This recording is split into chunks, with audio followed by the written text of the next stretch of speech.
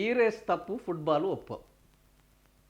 Yes, మనము నిన్న మొన్నటి వరకు పెద్ద హడావుడి జరిగింది. ఏంది? ఈ కార్ రేస్ పెట్టారు. ఈ కార్ రేస్లో ఎంత ఈ ఈ కార్ రేస్లో ఎంత జరిగిందంటే అవినీతి 55 కోట్లు. మొత్తము ఈ కార్ రేస్లో 55 కోట్ల అవినీతి జరిగింది. ఈ 55 కోట్ల అవినీతి మీద నాకు తెలిసి ఈ పత్రికలలో దానికి ఇచ్చిన ప్రచారానికి యాడ్స్ ఇచ్చినా కూడా నాకు తెలిసి 500 కోట్లు అవుతుంది. అంటే ఈ కార్ రేసు గురించి ఈ పత్రికలలో వచ్చిన ఏదైతే ఈ అన్యాయం జరిగింది, అక్రమం జరిగింది అని ఇచ్చిన స్పేస్ ఉంటుంది. ఆ స్పేస్కు ఈరోజు మనం అడ్వర్టైజ్మెంట్ రూపంలో ఈరోజు పత్రికలకు ఇవ్వాల్సిన దాన్ని చూసినా అంతకంటే ఎక్కువ జరుగుతుంది. నాకు తెలిసి ఈ కార్ రేసులో జరిగిన అవినీతి కంటే ఈ ప్రభుత్వం దాని మీద పెడుతున్న ఖర్చు ఎక్కువ నా అభిప్రాయంలో. కానీ సరే, అది పక్కన పెడితే ఈ కార్ రేసులో 55 కోట్లు జరిగింది. గ్లోబల్ సమ్మిట్లో 100 కోట్లు జరిగింది. నేరుగా 10 కోట్లు ఎక్కడి నుంచి తీసుకున్నారు? సింగరేణి నుంచి తీసుకున్నారు. సింగరేణి నుంచి నేరుగా 10 కోట్లు. మిగిలిన డబ్బులు ఎక్కడి నుంచి తీసుకున్నారు? ఇప్పటి వరకు లెక్క పత్రం లేదు దానికి. ఇది గ్లోబల్ సమ్మిట్. మరి ఈ ఫుట్బాల్కు ఈ మెస్సీ కోసము ఇప్పుడు ఈ కార్ రేసు పెట్టాం. అక్కడ కొన్ని కంపెనీలు వచ్చినాయి, కొన్ని పెట్టుబడులు వచ్చినాయి. కార్ల వల్ల బ్రాండింగ్ జరిగింది. కార్ల వల్ల మనకు 500 కోట్లు 600 కోట్లు మనకు పెట్టుబడులు వచ్చినాయి. మరి ఈ ఫుట్బాల్ దానివల్ల ఒప్పందం కనీసము ఈ మెస్సీ తెలంగాణకు వచ్చి ఫుట్బాల్ డ్రెస్ కూడా వేసుకోలేదు. ఇదే మెస్సీ తోటి తెలంగాణలో ఫుట్బాల్కు సంబంధించి ఎలాంటి ఒప్పందం జరగలేదు. ఇదే మెస్సీ మహారాష్ట్రకు పోయి దేవేంద్ర ఫడ్నవీస్ మహారాష్ట్ర ముఖ్యమంత్రితోటి ఫుట్బాల్కు సంబంధించి అక్కడ మేము ఫుట్బాల్ ప్లేయర్లను తయారు చేయడానికి అక్కడ ఒప్పందం కుదుర్చుకున్నారు. ఫీఫా వరల్డ్ కప్ నాటికి మేము ఇక్కడ నుంచి వెళ్ళి ఫుట్బాల్ ప్లేయర్లను తయారు. కానీ రేవంత్ రెడ్డి ఇచ్చినంత హైపు మహారాష్ట్ర ప్రభుత్వము ఫడ్నవీస్ ఎవరు ఇవ్వలేదు.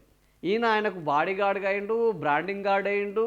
ఆయనతోటి వీళ్ళు ఆయనతోటి డబ్బులు కూడా సంపాదించుకున్నారు. ఆ పార్వతీరెడ్డి నిన్న 45 కోట్లు. మెస్సీ తోటి ఫోటోలకు డబ్బులు వసూలు చేసిన ఏకైక రాష్ట్రము ఎవరు అని అంటే తెలంగాణలో మన ముఖ్యమంత్రి రేవంత్ రెడ్డికి సంబంధించిన ఆ పార్వతీరెడ్డి వాళ్ళు మాత్రమే. ఆయన పశ్చిమ బెంగాల్ పోయిండు, అక్కడ డబ్బులు తీసుకోలేదు. మహారాష్ట్ర పోయిండు, అక్కడ డబ్బులు తీసుకోలేదు. ఢిల్లీకి పోయిండు, అక్కడ డబ్బులు తీసుకోలేదు. తెలంగాణకు వచ్చిండు, కానీ ఇక్కడ మాత్రం డబ్బులు తీసుకున్నారు.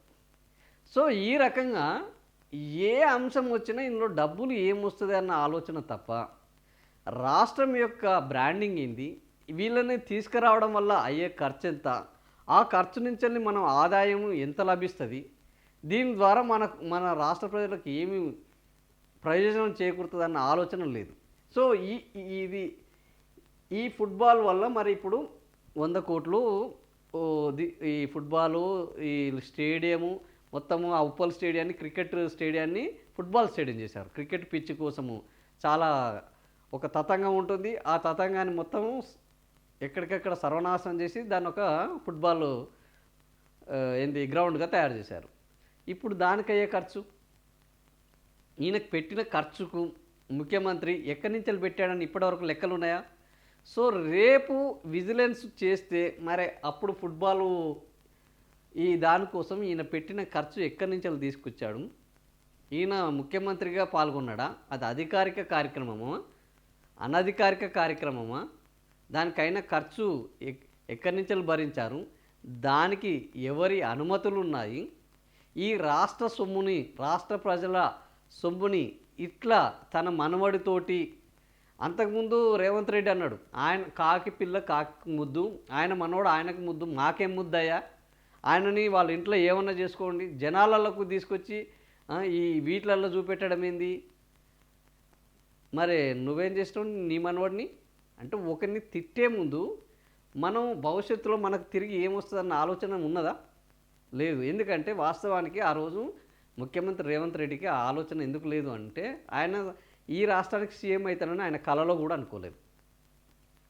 దురదృష్టం ఏంటంటే ఈ రాష్ట్రము ఆయనను సీఎం చేసింది, కానీ ఆయన ఈ రాష్ట్రానికి సీఎం కావాలని ఆయన ఎన్నడూ అనుకోలేదు. అయితేనని కూడా ఊహించలేదు. ఏదో రాజకీయం చేద్దామని అనుకున్నాడు తప్ప, ఏదో ఇంత వెనకేసుకుందాం అనుకున్నాడు తప్ప, ఈ రాష్ట్రానికి ముఖ్యమంత్రి అవుతానని అనుకోలేదు. కాబట్టి అడ్డగోలుగా మాట్లాడిండు. సో ఇప్పుడు అందుకనే ఆ రోజు ఎవరిని పార్టీ ఫిరాయింపు రాళ్లతో కొట్టాలి, అసెంబ్లీని తాకనియొద్దు, మనవళ్ళని తీసుకొస్తే మనవళ్ళ గురించి మాట్లాడడం, ఈ రేసు ఒక ముఖ్యమంత్రిని అవుతారనుకుంటే అమ్మో రేపు మనం ఇవన్నీ మాట్లాడాల్సి వస్తుంది, రేపు ప్రభుత్వంలోకి వస్తే ఇవన్నీ చేయాల్సి వస్తుంది ఆ రోజు మాట్లాడకపో. కానీ ఆ రోజు ఆయన ఏ రోజు కూడా కల కూడా కనలేదు, ఊహించలేదు. ఊహించేది జరిగింది కాబట్టి ఇప్పుడు ఆ ఊహించింది జరిగిన దాంట్లో అవి చేసిన ఏంది మాటలు చెప్పిన కోతలు అన్నీ కొట్టుకపోయినాయి. మూసిలో మొత్తం కొట్టుకపోయినాయి, మూసి ప్రక్షాళనలో. ఇప్పుడు మొత్తం కొత్త నాటకం. వాళ్ళు ఏం చేశారో అంతకంటే ఎక్కువ దారుణంగా తయారైండు ఈయన. వాళ్ళు ఇట్లా ఇంకా వాళ్ళ మనవనికి ఆయన ఎన్నడూ కూడా ఈ ఓ క్రికెట్ ప్యాడ్లు పెట్టి కానీ ఇది పెట్టి కానీ స్టేడియంలో తిప్పలేదు వాస్తవానికి. ఈయన డైరెక్ట్గా స్టేడియంలో తిప్పుతున్నాడు ఇక. సో ఇప్పుడు ఈ ఫుట్బాల్ ఈ రేసు విషయంలో ఎవరిది తప్పు ఎవరిది రైటు అనే చర్చ జరగాలి. నిజంగా 55 కోట్లలో 55 కోట్లు పెట్టి ఓ 500 కోట్లు తీసుకొచ్చిన ఈ రేస్ కరెక్టా? 100 కోట్ల రూపాయలు ఖర్చు పెట్టి ఒక్క రూపాయి తీసుకురాని ఈ ఫుట్బాల్ క్రీడ కరెక్టా? అసలు తెలంగాణకు ఈ ఫుట్బాల్కి ఏమైనా సంబంధం ఉందా? ఇక్కడ ఫుట్బాల్ను క్రికెట్ స్టేడియంలను తయారు చేయడం కానీ, ఫుట్బాల్ ప్లేయర్లను తయారు చేయడం కానీ ఆయనతోటి ఏమన్నా ఒప్పందం అన్న ఏమైనా జరిగిందా? ఆయన కనీసం ఫుట్బాల్ గురించి ఒక మాట మాట్లాడిండా? ఏం లేదు. అలాంటప్పుడు ఏది కరెక్టు అని ఆలోచిస్తే జనాలకు ఇది అర్థమవుతుంది. రేవంత్ రెడ్డి చెప్పేదేంది చేసేదేంది. సో నాకు అర్థమైనంత వరకు రేవంత్ రెడ్డి ఏది చెప్తాడో అది తప్ప అన్నీ చేస్తున్నాడు. ఈ రాష్ట్రంలో ప్రభుత్వ ధనాన్ని దుర్వినియోగం చేస్తున్నారు, ఇది వీళ్ళ సొమ్ము అని పెద్ద కోతలు కోశాడు. ఇప్పుడు ఈయన చేస్తుంది ప్రభుత్వ ధనం దుర్వినియోగం కాదా? ఇదేమన్నా పెట్టుబడులను తీసుకొచ్చే ఫుట్బాల్ ప్లేయర్ కనీసం అక్కడ ఏంది ఒక మ్యాచ్ జరిగినా కూడా దానికి ఒక గౌరవం గుర్తింపు ఉండేది. ఆ మ్యాచ్ కూడా కాదు, అది ఒక ప్రైవేట్ కార్యక్రమం, పక్కా ప్రైవేట్ కార్యక్రమం. మరి ఈ పక్కా ప్రైవేట్ కార్యక్రమం మీద రేపు విచారణ జరగాలనా లేదా? ఈయన దోపిడిని కూడా ప్రశ్నించాలి కదా. ఇది ప్రజల సొమ్ము అనుకుంటుడా ఆయన సొమ్ము అనుకుంటుండా? సో అధికారంలోకి వస్తే ఇట్లాంటి అవలక్షణాలన్నీ అంటుతాయి. ఆ అవలక్షణాలలో మళ్ళా ఇంకా కనీస ప్రాయచిత్తము తప్పు చేసామన్న భావన లేకుండా ఇంకా మళ్ళీ అవతలోళ్ళ మీద నోరు బారేసుకోవడం. సో ఈ కార్ రేసు విషయంలో, ఫుట్బాల్ విషయంలో నాకు తెలిసి ఈ కార్ రేసు ఈ ఫుట్బాల్కి సంబంధించి ఖచ్చితంగా నా వరకు అయితే దీని మీద కూడా అసలు ఈ ఫుట్బాల్ కోసం ఎంత ఖర్చు పెట్టారు, ఎక్కడి నుంచి ఖర్చు పెట్టారు, ఈ ఖర్చు పెట్టడానికి అనుమతి ఉన్నదా లేదా, ఈ దాని మీద కూడా విచారణ జరగాలి. ఈ రేస్ మీద విచారణ జరుగుతున్నది. వాళ్ళు చేస్తే తప్పైనప్పుడు ఇంకోరు చేస్తే ఒప్పెందుకు అవుతుంది? సో దీని మీద కూడా విచారణ జరగాలంటాను. మీరేమంటారో చెప్పండి.